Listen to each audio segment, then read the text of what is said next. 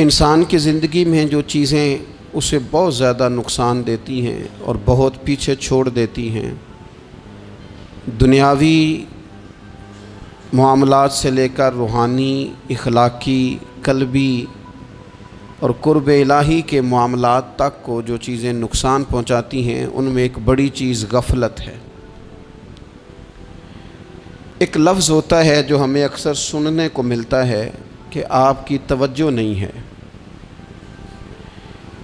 یہ ڈھیر سارے لوگوں کا مطالبہ ہوتا ہے، اہل خانہ بھی مطالبہ کرتے ہیں، کئی موقع پر والدین بھی مطالبہ کرتے ہیں، غرباء بھی مطالبہ کرتے ہیں کہ امیروں کی ہماری طرف توجہ نہیں ہے۔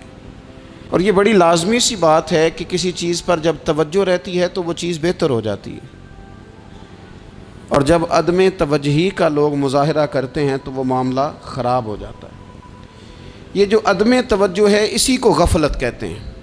مزاج پر غفلت طاری ہوتی ہے اور غفلت اس پر پوری طرح غلبہ کر لیتی ہے تو پھر اس کی زرخیز زمین کو وہ بنجر کرتی ہے۔ غفلت انسانی دل کے لیے بڑی نقصان دہ چیز ہے اور انتہائی تکلیف اور ضرر کا باعث ہے۔ دلوں پر جو قحط نازل ہوتا ہے، قحط، ویران ہو جاتے ہیں دل، اور جو دلوں پر خشکی نازل ہوتی ہے کہ طبیعتیں خشک ہو جاتی ہیں، یہ غفلت کی وجہ سے ہوتی ہے۔ جو لوگ غافل ہو جاتے ہیں نا، اپنے معاملات کا دھیان نہیں رکھتے، دیکھیں نا، آپ کو کھانا کھاتے بھی غافل نہیں ہونا چاہیے۔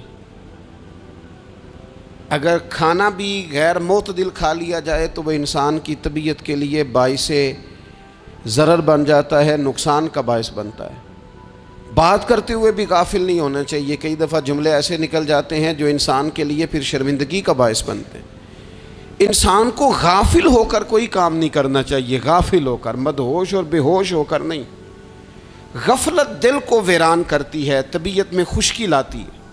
غافل کبھی نہ بنے۔ قرآن مجید فرقان حمید نے ارشاد فرمایا کہ اقترب للناس حسابہم، فرمایا لوگوں کے حساب کا وقت قریب آ گیا۔ وَهُمْ فِي غَفْلَةٍ مُعْرِضُونَ، اور وہ ابھی بھی غفلت میں منہ پھیرے ہوئے ہیں۔ ٹائم آ گیا حساب دینے کا، لیکن وہ ابھی بھی غافل ہیں۔ ہمارے جو زیادہ تر نقصان زندگی میں ہوئے ہیں وہ صرف ہماری غفلت کی وجہ سے ہوئے۔ ہم نے چیزوں پر توجہ نہیں دی، چیزیں گڑبڑ ہو گئیں۔ جس آدمی نے پھول لگائے ہوں، پھل لگائے ہوں، کھیتی لگائی ہو، وہ دانہ ڈال کے پانی دے کے فارغ نہیں ہو سکتا، اسے توجہ کرنی پڑتی ہے۔ اور کسی نے کہا تھا مالی جیندے ہون تو پھر بوٹے سوکھدے نہیں۔ اگر موجود ہونا ان کو سینچنے والا، رکھوالی کرنے والا، تو پھر ان کی جڑیں کبھی خشک نہیں ہوا کرتی۔ ہماری جو غفلتیں ہیں یہ بڑی ضرر کا باعث ہیں، نقصان کا باعث، اور مجبوری معاف ہوتی ہے، غفلت معاف نہیں ہوتی۔ اسکول میں پڑھتے تھے، مدرسے میں پڑھتے تھے، تو ایک مجبوری ہو گئی جی، خدا نہ خواستہ گھر میں کوئی پریشانی ہو گئی تو اساتذہ اس پر سزا نہیں دیتے۔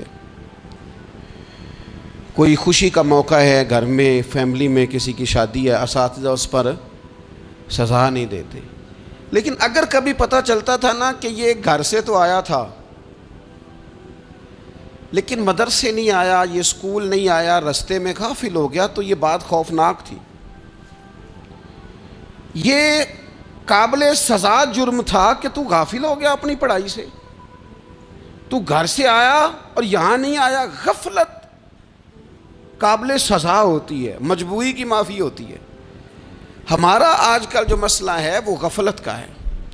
ڈھیر سارے لوگ ہیں، سمجھدار بھی ہیں، سیانے بھی ہیں، معاملہ فہم بھی ہیں، باشعور بھی ہیں، تعلیم کی ڈگریاں بھی رکھتے ہیں، لیکن اگر ان کی زندگیوں کی تکلیفوں کو دیکھا جائے اور بے آباد روح کو دیکھا جائے اور سجدوں سے ان کی دوری کو دیکھا جائے تو ایک ہی بات سمجھ میں آتی ہے کہ پتہ سارا ہے لیکن لے ڈوبی ہے غفلت، توجہ نہیں کی۔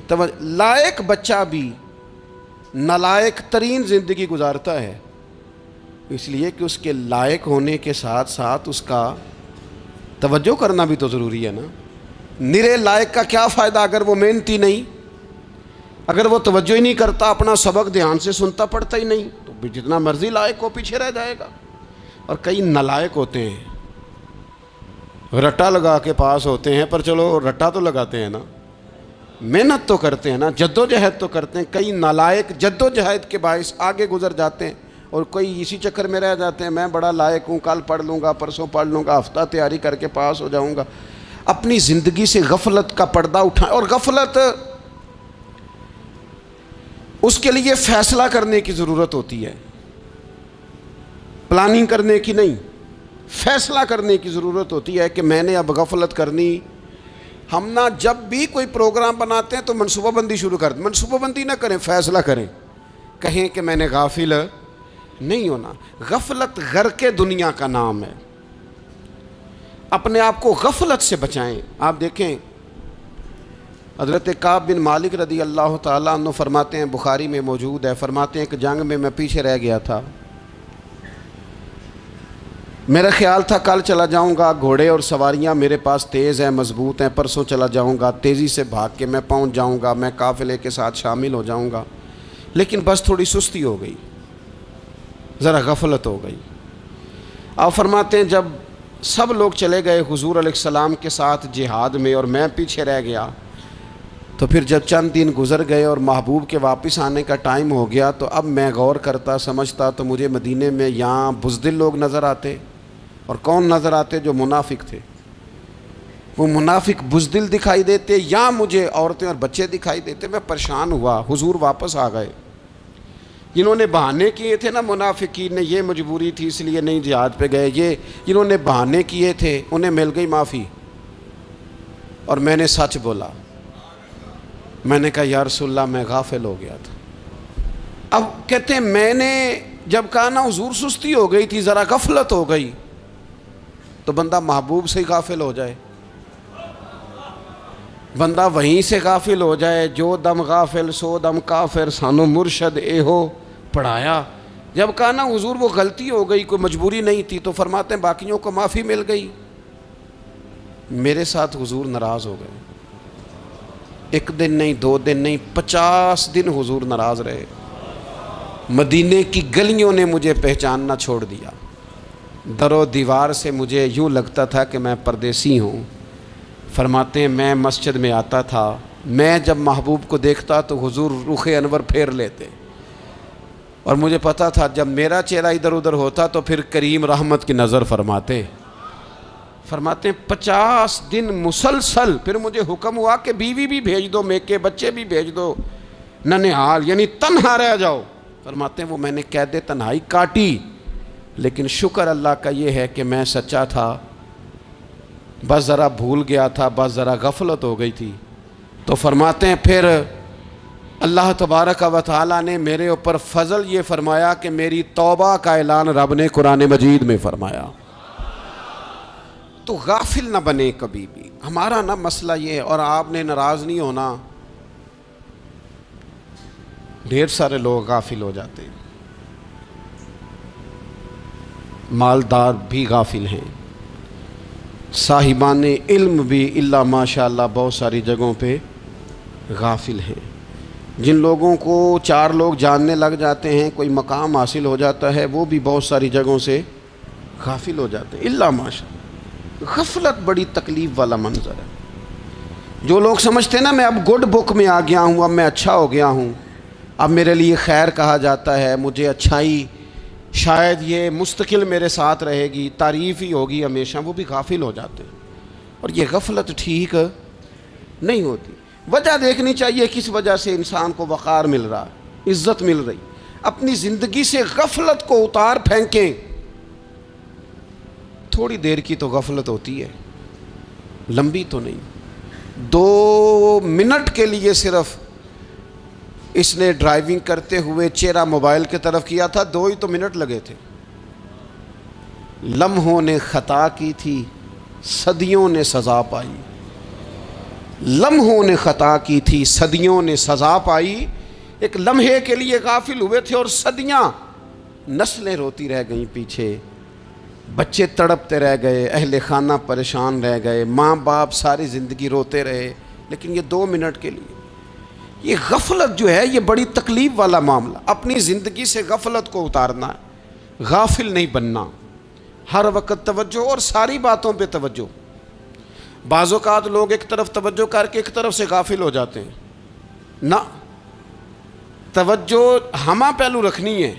ہمارے ذمے جتنے بھی حقوق ہیں ان سب پر توجہ, ہر چیز کا خیال. ایسا نہ ہو کہ عبادت کرتے رہ جائیں اور حقوق العباد ہم سے چھوٹ جائیں, اور حقوق العباد اتنے زیادہ ادا کریں. ایک صاحب مجھے کہنے لگے ایک دفعہ بڑے وثوق کے ساتھ کہنے لگے جی معاذ اللہ ثم نہیں جی ٹائم ملتا پھر نماز دا کی کریے, روزی کمانا بھی تو عبادت ہے نا. تو میں نے کہا آپ نے عبادت کرنا ایک حصہ قبول کیا ہے, آپ نے کل عبادت نہیں قبول کی. عبادت کل ہے, ہمہ پہلو. ایک حصہ آپ قبول کر کے نکل گئے اور باقی آپ نے چھوڑ دی. تو کسی ایک طرف سے بھی غافل نہیں ہونا. جتنی ذمہ داریاں ہیں, جتنی ڈیوٹیاں ہیں, ان سب کا خیال.